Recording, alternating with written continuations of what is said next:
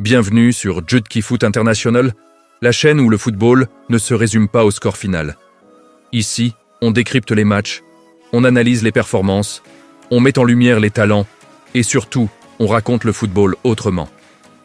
Du football haïtien aux grandes compétitions internationales, des sélections nationales aux jeunes pépites en devenir, chaque vidéo est pensée pour aller au-delà des apparences.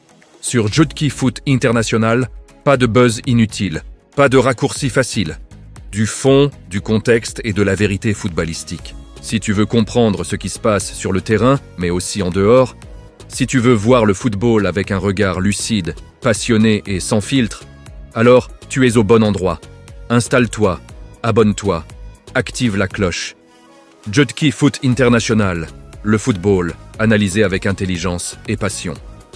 La campagne de qualification des sélections haïtiennes U17 pour les Coupes du Monde de la FIFA 2026 représente bien plus qu'un simple enjeu sportif. Elle est le reflet d'un cycle générationnel, d'une vision de formation, mais aussi d'un combat identitaire pour le football haïtien, souvent sous-estimé sur la scène internationale. En ce début d'année 2026, Haïti se retrouve à un moment charnière de son histoire footballistique chez les jeunes, avec deux sélections U17 féminines et masculines, engagées simultanément dans des parcours qualificatifs exigeants, révélateurs des progrès, mais aussi des défis persistants du système. Du côté des U17 féminines, les Grenadières ont envoyé un message fort dès leur entrée en lice. Le 25 janvier 2026, face à Antigua et Barbuda, Haïti a livré une démonstration de puissance collective et de maturité tactique en S, imposant sur le score, sans appel de 6-1. Ce résultat N n'est pas un simple accident de parcours ou une victoire liée à L, écart de niveau supposé entre les deux équipes. Il S agit au contraire D, un signal clair.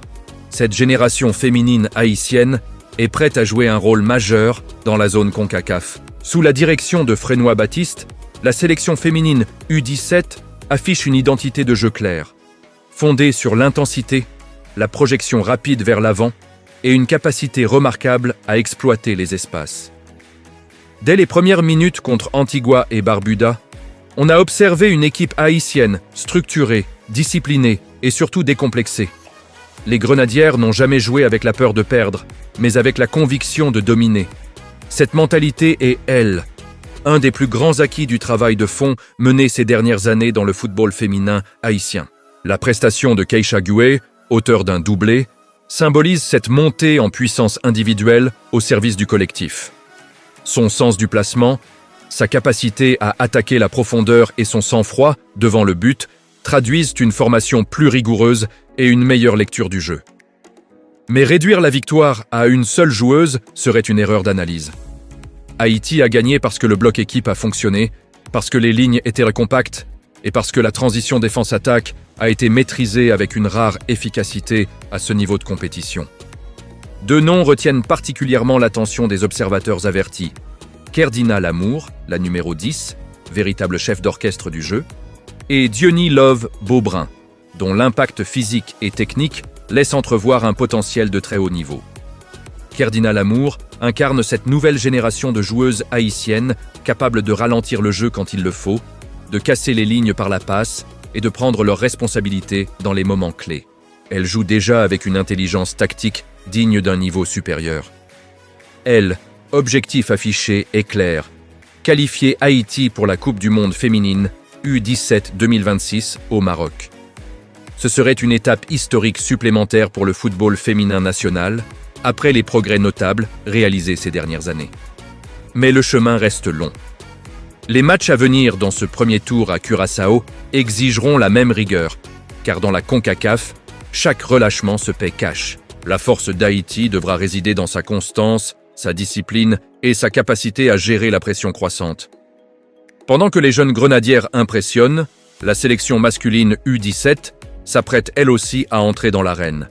Désignée tête de série par la CONCACAF pour les éliminatoires de février 2026, Haïti bénéficie d'un statut nouveau, fruit de performances récentes et d'un respect gagné sur le terrain.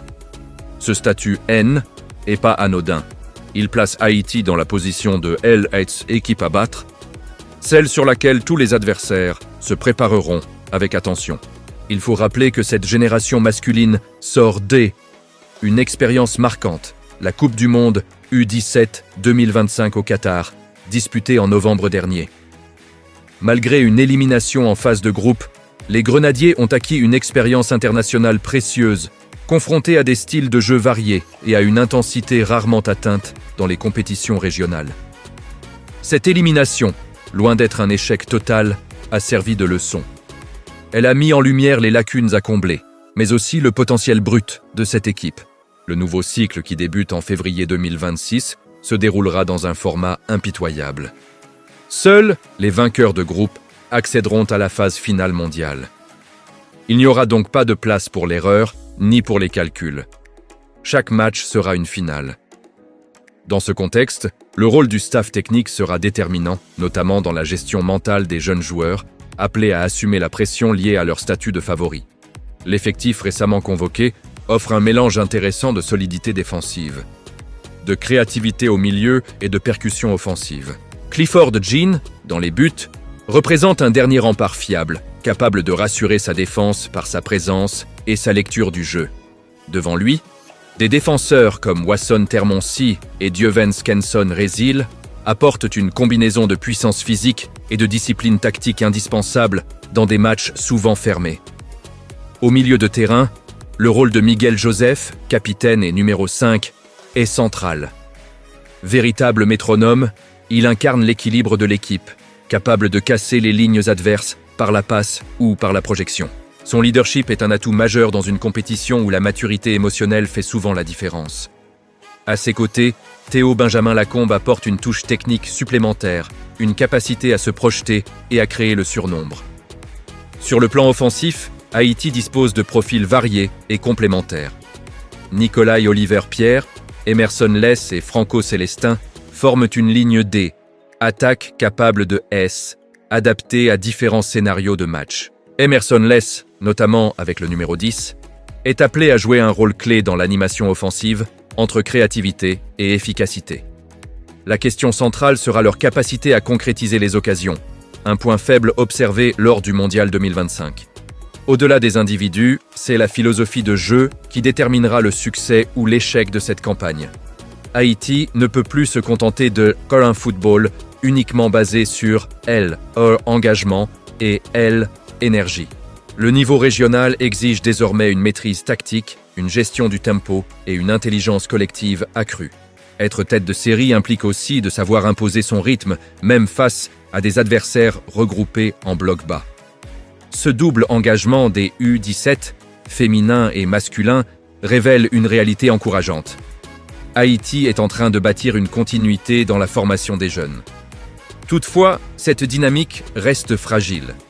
Les défis logistiques, le manque d'infrastructures modernes et les problèmes de gouvernance sportive demeurent des obstacles majeurs. La qualification pour une ou deux Coupes du Monde serait un accélérateur formidable, mais elle devra s'inscrire dans une vision à long terme. En définitive, les éliminatoires U17 de 2026 constituent un test de crédibilité pour le football haïtien.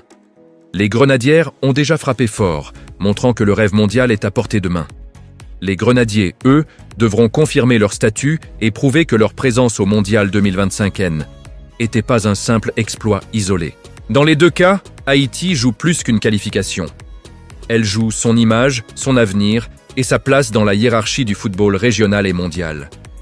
Pour Jutki Foot International, cette aventure est une matière brute exceptionnelle, faite de passion, de talent et de défis. Et une chose est certaine, le football haïtien U17 n'est plus là pour apprendre. Il est là pour s'imposer.